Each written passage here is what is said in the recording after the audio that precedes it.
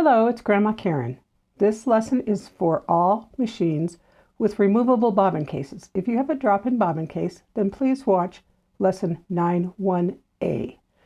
I will show you how to change the needle and how to clean the lint from under the feed dog. Lint and threads under the feed dog can cause bad stitches. We are working near the needle today.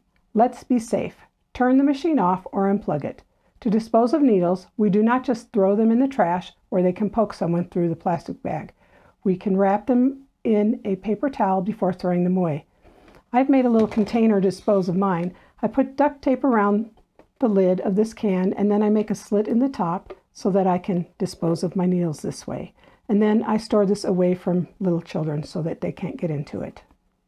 Your sewing machine needle is part of what makes great stitches. I change the needle often on my machine. How can you tell if you need to change your needle? The following photos will tell you. The yellow arrow is pointing to a needle with a burr or hook on the pointed end of the needle. This can cause bad stitches, broken threads, and damaged fabric. You will need to change the needle if your needle is like this. Sometimes needles break and have to be replaced. If your needle breaks, try to find all the pieces and properly dispose of them. We will discuss how to prevent breaking needles in our next lesson when we sew on fabric. I often start sewing by feeling the back of the needle. If it has a burr or a hook on it, or if it feels rough like sandpaper, I know it's time to change the needle. If my top thread keeps breaking, or if the tension on my stitches look horrible, or the machine is skipping stitches like the top right photo, I first rethread the machine. If I still have this problem, I put in a new needle. Sometimes a bent, a burred, or a damaged needle can cause these problems. If I hear a crunching or a punching sound as the needle goes into the fabric for each stitch, then I know the point of the needle has become dull and I need to change the needle. Eventually you will be able to hear it when the needle is dull. You need to change the needle about every 6 to 8 hours of sewing. Check the needle often. A new needle makes better stitches. Let's look closely at this huge model of a sewing machine needle. At the top of this needle, where the needle goes into the sewing machine, it's rounded. This is the front of the needle. The front of the needle has a groove that runs down to the hole or the eye of the needle. This is where the thread lies. I turn the needle over, and this is the back of the needle. The back of the needle has a flat side at the top instead of a round side. This photo shows the flat side of the needle and the round side of the needle at the top of the shaft. Here's an important stitch note to help reinforce this. A needle that is bent, dull, rough, or has a burr on the end can cause bad stitches. Change the needle every 6 to 8 hours or when you see or feel or hear problems. To take the needle out of the machine, you will have to turn the needle screw. Your machine's needle screw may look similar to one of these. For most machines, you can just use your fingers to loosen the screw. Some machines have a special screwdriver like these photos to loosen the needle screw and remove the needle. To take out the old needle in this machine, I put the presser foot down. I put the needle in its top position, and then I'm going to hold the needle with my left hand, and I'm going to undo the screw by turning it towards me, turning the top of it towards me, and till the needle comes out. I don't want to unscrew this so much that the screw falls out, and I want to make sure I hold on to the needle so that it doesn't fall into the machine. I'm going to place the old needle on a plate or a bowl, and I'm going to take a new needle out of this package here. For this brand, I need to pull this clear plastic part in the front down, and then this part folds back a little. You don't want to fold it back too much or it'll break. And then I can take out a new needle, and then I'm going to put those back into my plate. And then to put this in, I want the flat side of my needle facing the back of my machine. I'm going to put it in that little hole with my left hand, and I'm going to turn the screw until it's tight. And I'm going to make sure that it's pushed up all the way into the machine. If the needle is not into the hole all the way, your machine will not work. On some older machines, instead of threading the needle from the front to the back, you will be threading it from the right to the left, and the flat side of the needle will be facing the left side of the machine.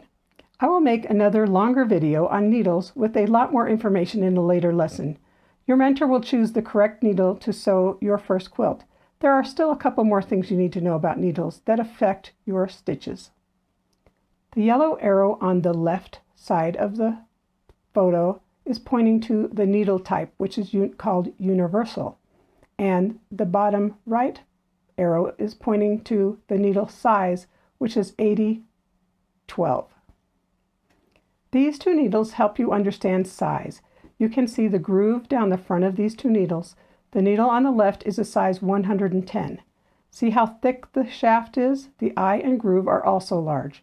The needle on the right is a size 60 needle. The shaft and eye are much smaller. The groove is tiny. Look at the thickness and size of the thread in each needle. This thick thread would have a hard time going into the little size 60 needle. The thickness of the shaft is called the size. The groove on the needle where the thread lies and the eye of the needle get bigger as the size of the needle goes up. Thicker threads need larger size needles. Needle style or needle type is how the point of the needle is shaped. The eye of the needle and the cutout behind the eye are also shaped differently for different types of needles. The style or type may be called stretch needle for sewing stretchy fabrics, or leather needle for sewing leather, or embroidery needle for going really fast in embroidery work. They are shaped to best work with different fabrics, different threads, and with different kinds of sewing. I will use a universal type needle size 80-12. It works well with the thread I'm going to use.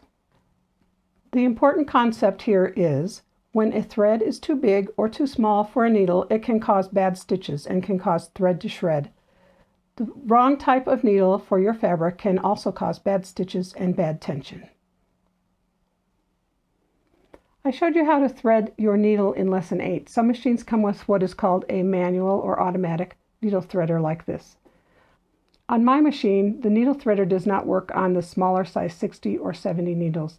The needle threader should be used gently. Some of them break easily. Let's use the needle threader on this machine. Okay, so I've had the machine turned off. I've threaded the machine except for the eye, and I'm using the hand wheel to make sure that the needle is in the highest position. So I'm going to start by holding this thread. I'm going to push this lever down, and I'm going to put that thread underneath that plastic hook right there. And then I'm going to push down and push it forward a little bit, and it's going to go under. There's a little hook right here. And I'm going to pull on that, and I'm going to slowly let it go back up. I've let go of this, and behind the needle there is a loop. I've turned the machine so you can see the back of the needle now. So what happens is this needle threader makes a loop back here. So it doesn't put the tail through there, it puts a loop. And then I'm going to take my fingers and I'm going to grab a hold of that loop and I'm going to pull on it. And it's kind of awkward on this side, but you would be doing this from the front. And then you just pull on it until the tail comes out. And that's how the automatic needle threaders work. One last thing we need to do before we start sewing is we are going to find the slit in your presser foot, and you're going to pull that thread to the back and behind the foot. All machine threaders are different. If your machine has one, it will probably be different from this machine. Look at your machine's guidebook for specific instructions, or look online for a video using the threader on your specific machine. Here are some gadgets you can buy that pull a loop of thread to the back of the needle, similar to the ones built into some machines. For this threader, 1. Lay the thread across the slit in the white part of the threader. 2. Lay the threader at the top of the groove on the front of the needle and slide it down the groove until it gets to the needle's eye. In photo 3, it shows pushing the needle threader into the eye. On number 4, you pull the threader out. It leaves a loop of your thread behind the eye. Hold on to the loop and pull it towards the back of the machine until the tail of the thread comes out. In photo 5, it shows the other end of this needle threader has a hole in it that you can use to put the needle in when you're putting it in and out of the hole. Your sewing machine gets lint inside from the thread and the fabric. Your machine also needs oil. You will need to clean it regularly. Many experts advise cleaning the machine every time the bobbin runs out. If you find your stitches are not good, cleaning your machine usually makes them better. Clean the dust off the outside of your machine with a soft cloth. You will need a brush like one of these. One probably came with your machine. If your machine has a snap-on foot, then you're going to remove the whole presser foot holder, not just the snap-on foot. I've also removed the top thread. To clean the feed dog area, you will first need to remove the stitch plate, also called the needle plate or throat plate. For the machine in photo A, the stitch plate is tilted up in the back and pulled off towards the back. Photo B has a bullseye mark in the back right corner. Push hard on this mark and the stitch plate pops off. In the very old machine in photo C, the whole throat plate with the stitch plate comes off. The machine in photo D has screws that need to be removed to get the stitch plate off. A screwdriver may have come with your machine. It may look like one of these in the left photos. Screws can be very tight when they come from the factory or from the repair shop. Your mentor may need to help you get the screws off. I have bent the flimsy screwdriver that came with one of my machines, so try a stubby screwdriver shown in the right photo. They come in Phillips and flathead. They are easy to use in tight space of the sewing machine and don't bend. Lower the needle a little bit, and then I'm going to clean off with my lint brush any lint that's around here. Then I'm going to put my needle bar up in the highest position again. To remove the stitch plate on this machine, I have to take out the screws. I already removed one of the screws, and this one I've loosened. So I'm going to finish loosening that one.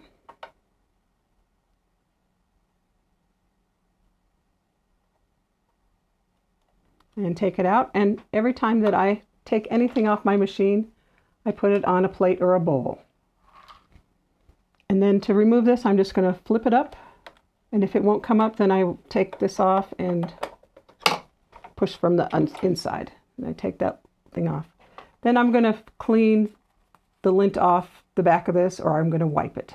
And if you look closely, you can see lint and fuzz near the bobbin area and around the feed dog. This needs to be cleaned. This bobbin area also needs to be exposed so that we can clean it. So I'm going to remove the bobbin case.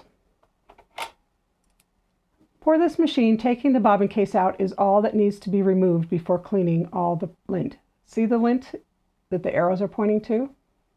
This machine has a couple more pieces to take out. The bobbin case has been removed and the black latches need to be pushed out away from the center. Then the round metal cover is removed. This is called the hook race cover. It is pulled straight out. It is good to take photos as you go to see the order and direction each piece came out of the machine, so it's easier to put them all back together again. The hook or shuttle hook comes out next. These photos show the hook inside the machine and the hook outside the machine. It lifts straight out. The lower photo shows the bobbin area without the shuttle hook. I'm going to show you on a machine that's a little bit different from these two. Okay, I make sure that the needle bar is in the highest position. That gives us more room. And on this machine, this race cover hook right here is going to come down instead of pulling out like the other one with the latches. And right here, there is a little button that I'm going to push. So if I push that, this swings down. So instead of latches that hold it in, it's just on a hinge. Now you can see the metal hook. It's this right here, this thing right here. And so I'm going to pull it from the center bar right here, and I'm going to pull it straight out. And there is the shuttle hook. Okay. Start by cleaning the feed dog area at the top of the machine. Brush the lint towards you, and see this lint that's coming out, and then I put it onto my plate. Do not push backwards or into all these little holes that are here. Just want to get this cleaned out really well, and some of it may fall down into the bottom. There shouldn't be any lint or felt-like looking things in between the feed dog areas. Don't use anything sharp to pull out the lint or threads. Scratching parts of the machine with a metal tool or pin will cause scratches that may make your threads break. Now let's clean the hook area. And here's this big glob of lint that just came out of the top. So I'm going to clean this race area really well. Get down into the corners of my machine here. Clean all that out. I'm going to clean lint off of here. And there's two little pieces, so I'm going to get in between these two pieces here. Make sure I get all that lint out of there.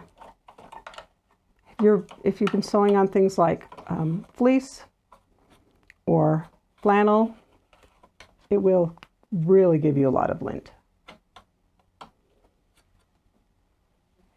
I pick up the shuttle hook and the brush and I get all the lint on the inside. I turn it over, make sure I get all the lint out of there. And then I'm going to run my fingers along this, and if I find anything that's rough or dented or scratched, then I'm going to take it to my repairman to get him to buff it off smooth. Rough spot on your hook can cause your thread to break. Please do not use canned air on your sewing machine.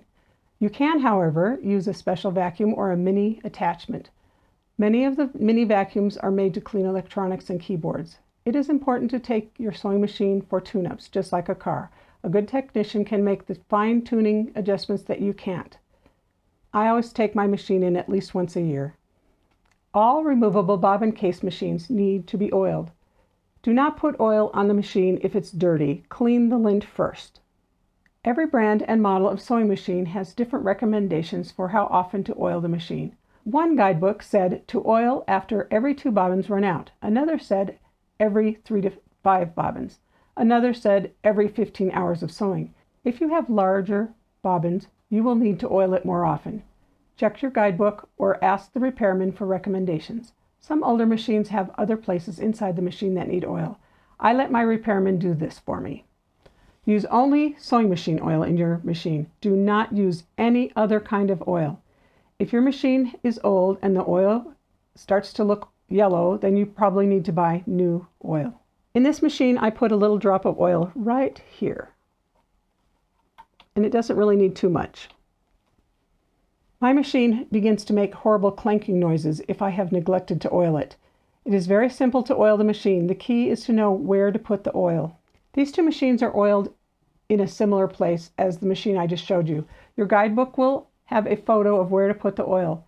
Newer, more expensive machines have a whole different system for the bobbin and the bobbin case. The cleaning and oiling process can be very different from what I have shown you. Newer models almost always have a video online to show you how to maintain them. Now it's time to put all the pieces back in.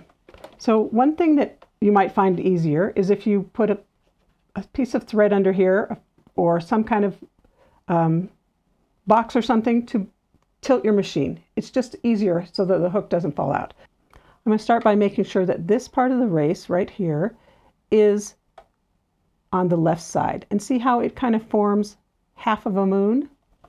Now I'm going to take my hook and I'm going to make it form the rest of the moon. See, this is half of the moon also, and it's going to go on the right side. So I'm going to put this in here.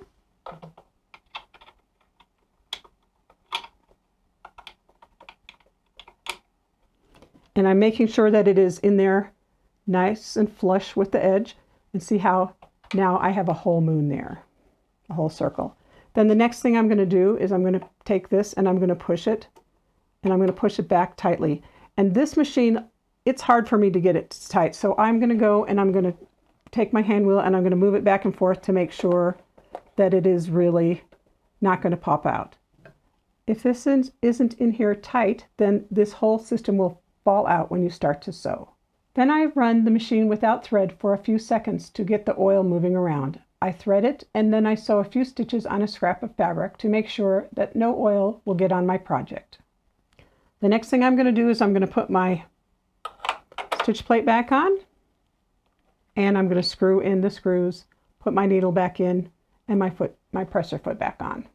Our last stitch note says, lint and dust inside your feed dog and bobbin area can cause bad stitches and thread jams. Clean out lint after every bobbin change. Oil the machine when you hear or feel it needs it, usually after several bobbin changes. We've had another lesson with a lot of information, but you only have to learn to clean your machine and oil your machine. You will eventually be able to hear and feel when the machine needs to be cleaned and oiled. For your homework, show your mentor that you can do the following things. 1. Remove the needle from the sewing machine. Replace the needle with the same needle or with a new one. Properly dispose of the old needle. 2. Remove the stitch plate, the bobbin case, and parts in the hook area that can be removed. Clean all lint and thread from these areas. Oil the machine. 3. Put all the pieces back together correctly. 4. Point out the needle size and needle type on a package of needles. In our next lesson, we will sew on another practice worksheet and sew on some fabric squares. We will learn what a seam is and how to sew using the guidelines on your stitch plate. See you next time. And here's a note to the mentor. In our next lesson, we will use the machine with thread. Print out the worksheet posted under the video link for Lesson 10, or look at the handout and draw it on a similar paper. You will need the following: 6 squares or rectangles of fabric at least 3 inches by 3 inches, 2 long pieces of fabric at least 12 inches long and at least 2 inches wide. You'll need pins and small scissors. Thank you for helping someone learn to sew.